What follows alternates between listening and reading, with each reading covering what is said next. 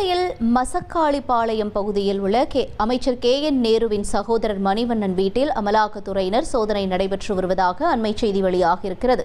கூடுதல் விவரங்களை செய்தியாளர் கார்த்திக் வழங்க கேட்கலாம். கார்த்திக், வணக்கம். இந்த சோதனை தொடர்பான தகவல்கள் என்ன?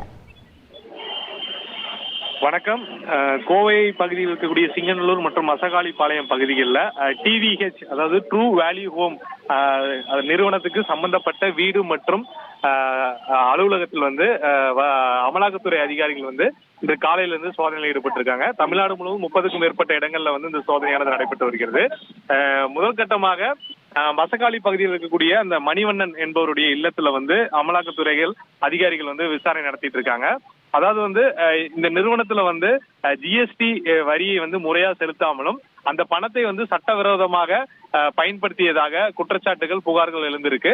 அது தொடர்பான ஆவணங்களின் அடிப்படையில் இந்த அமலாக்கத்துறை அதிகாரிகள் சோதனை செஞ்சுட்டு இருக்காங்க.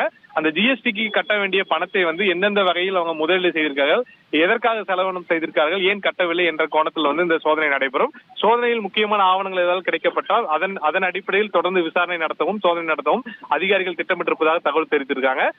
இன்று நடைபெறும் சோதனை முழுவதும் இன்று மாலை அறிக்கையாகவும் பத்திரிகை செய்தியாகவும் வெளியிடப்படும் என அதிகாரிகள் தரப்பு தகவல் கொடுக்கப்பட்டிருக்கு.